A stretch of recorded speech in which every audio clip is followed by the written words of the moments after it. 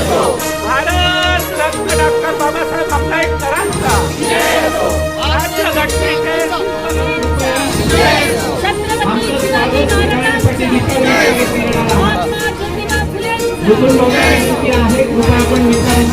देश भर में आज संविधान निर्माता भारत रत्न डॉक्टर बाबा साहेब आम्बेडकर की जयंती का उत्साह देखने को मिल रहा है। इसी कड़ी में जलगांव के रेलवे स्टेशन परिसर में स्थित बाबा साहेब की प्रतिमा पर पुष्पांजलि अर्पित कर उन्हें भावभीनी श्रद्धांजलि दी गई। इस गौरवशाली अवसर पर जिले के आला अधिकारी और गणमान्य नागरिक मौजूद रहे। जिलाधिकारी रोहन घुगे और पुलिस अधीक्षक डॉक्टर महेश्वर रेड्डी ने बाबा साहेब की प्रतिमा पर हार अर्पण कर उनके विचारों को नमन किया। कार्यक्रम के दौरान शहर के विधायक राजू मामा भोले, अपर पुलिस अधीक्षक संदीप गावित, मनपा आयुक्त ज्ञानेश्वर ढेरे और महापौर दीपमाला काले भी उपस्थित रहीं। साथ ही समिति अध्यक्ष मुकुंद सपकाले, प्रतिभा शिंदे, गुलाब राव देवकर, करीम सालार और संजय पवार समेत शहर के अन्य गणमान्य व्यक्तियों ने भी बाबा साहेब को श्रद्धा सुमन अर्पित किए।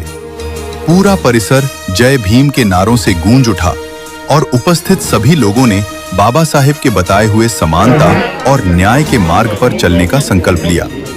Zaki Ahmed Khandesh Times news Jalgaon. मी आज भारतरत्न महामानव बाबासाहेब आंबेडकर यांना अभिवादन करून आज त्यांच्या जयंतीच्या निमित्ताने सर्व भारतीय नागरिकांना खूप खूप शुभेच्छा देतो। व आज खरं त्यांनी संविधानाच्या विषयी आम्हाला लोकशाहीमध्ये जगणं शिकवलं, जे अधिकार दिले, जे आपण बघत असाल संविधानाच्या माध्यमातून की सर्व जनतेला समानता देण्याचं काम ज्या भारतरत्न बाबासाहेब आंबेडकरांनी दिलं, त्यांना मानवंदना करतो व सर्व भारतीय नागरिकांना खूप खूप शुभेच्छा देतो। जय हिंद, जय महाराष्ट्र, जय भीम। महामानव डॉक्टर बाबासाहेब आंबेडकर यांची 135वी जयंती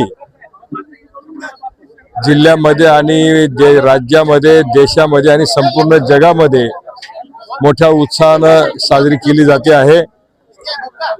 डॉक्टर बाबासाहेबांनी संविधानाच्या माध्यमातून देशाला जी काही घटना दिली, त्या माध्यमातून सर्वसामान्य माणसापासून मोठ्यापर्यंत सर्वांना एकच अधिकार बाबासाहेबांच्या संविधानातून मिळालेला आहे। एक मोठी कामगिरी बाबासाहेबांनी त्यांच्या कारकिर्दीमध्ये केली आणि त्यामुळे लोकशाही आज आपली देशामध्ये मजबूतीनं राज्य करते आहे। लोकशाही खऱ्या अर्थानं जिवंत ठेवण्याचं काम संविधानाच्या माध्यमातून आपल्या देशामध्ये होते आहे आणि म्हणून ज्या बाबासाहेबांनी संविधान दिलं, ही लोकशाही प्रबळ करण्याचं काम केलं, त्यांची 135वी जयंती आपण मोठ्या उत्साहामध्ये साजरी करतो आहोत। मी संपूर्ण नागरिक बंधू भगिनींना आजच्या ह्या दिवशी खूप खूप शुभेच्छा देतो। जय हिंद, जय महाराष्ट्र।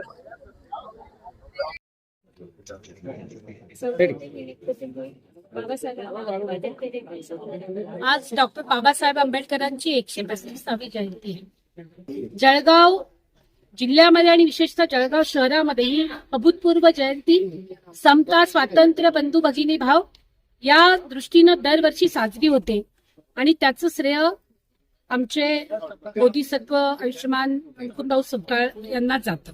आजही ते या समितीचे अध्यक्ष आहेत। हे वर्ष महाराष्ट्रात साठीच नव्हे तर देशासाठी अत्यंत महत्वाचं वर्ष आहे। डॉक्टर बाबासाहेब आंबेडकरांनी 14 तारखेला जो सत्याग्रह केला होता समतेचा, समानतेचा, न्यायाचा, त्याला 100 वर्ष पूर्ण झालेली आहेत।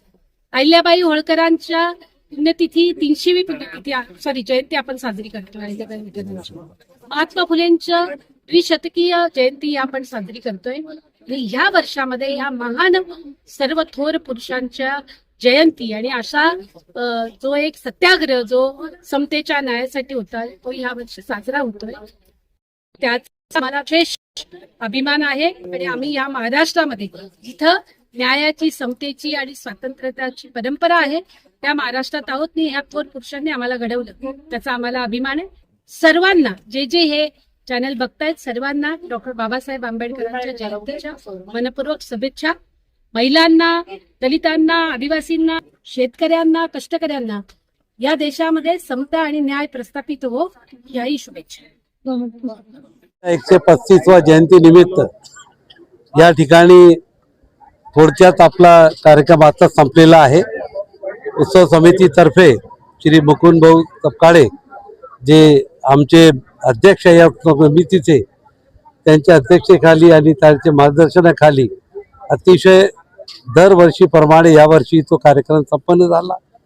जिल्ह्याचे आपले जिल्हाधिकारी, police officer, DSP, additional SP, आमदार साहेब, महापौर, उपमहापौर अनेक मान्यवरांनी इथे उपस्थिती दिली आणि बाबासाहेबांची विचारांची काय गरज आहे देशाला आज ते त्यांनी होऊन सांगितलं.